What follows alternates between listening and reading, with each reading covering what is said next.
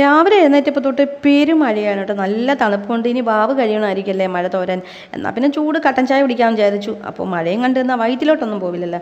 അപ്പോൾ രാവിലെ കഴിക്കാൻ വേണ്ടിയിട്ട് ഗോതമ്പിൻ്റെ ചൂട് പുട്ടും പപ്പടമാണ്. അപ്പോൾ പുട്ടും പപ്പടമൊക്കെ കഴിച്ചു. ഉച്ചയ്ക്ക് ഊണിന് വേണ്ടിയിട്ട് ഫ്രിഡ്ജിൽ മീനുണ്ടായിരുന്നു കേട്ടോ. വങ്കടയാണ്. അതെടുത്ത് വെള്ളത്തിലിട്ടു. പിന്നെ കുക്കറിലോട്ട് അരി ഇട്ടു കേട്ടോ. അപ്പോൾ ഗ്യാസിലാണ് കേട്ടോ വെക്കുന്നതെല്ലാം. തീ പറ്റിക്കാൻ പറ്റില്ല. ഞങ്ങൾ ഫ്ലാറ്റിലായതുകൊണ്ട് ഇവിടെ തീ പറ്റിക്കത്തില്ല കേട്ടോ. എല്ലാം ഗ്യാസിലാണ്. കുക്കറിലോട്ട് അരി ഇട്ടു. പിന്നെ തോരൻ വയ്ക്കാൻ വേണ്ടിയിട്ട് ക്യാബേജും ക്യാരറ്റും ഉണ്ടായിരുന്നു. അതും അരിഞ്ഞെടുത്തു. പിന്നെ കുറേ ദിവസമായിട്ട് ഉണക്കമീൻ വാങ്ങി വെച്ചിട്ട് ഇതേവരെ അത് വറുത്തെടുക്കാൻ പറ്റിയില്ല. കുറച്ച് ഉണക്കമീൻ വറുത്തെടുത്തു. പിന്നെ അതാ വങ്കട കുടംപുളിയൊക്കെ ഇട്ട് പുളിമുളകാണ് കേട്ടോ വെക്കുന്നത്. അപ്പോൾ ഇതിനെല്ലാം അത് സെറ്റായിട്ടുണ്ട്.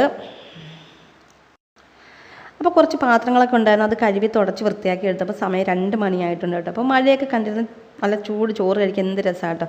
അപ്പോൾ അതാ പുളിമുളക് കറി വെച്ചതും ഉണക്കമീനും തോരനും പപ്പടമൊക്കെ ആയിട്ട് മഴയും കണ്ടിരുന്ന് ചോറ് കഴിക്കാനായിട്ട്. അപ്പോൾ ഇത്രയേ ഉള്ളൂ.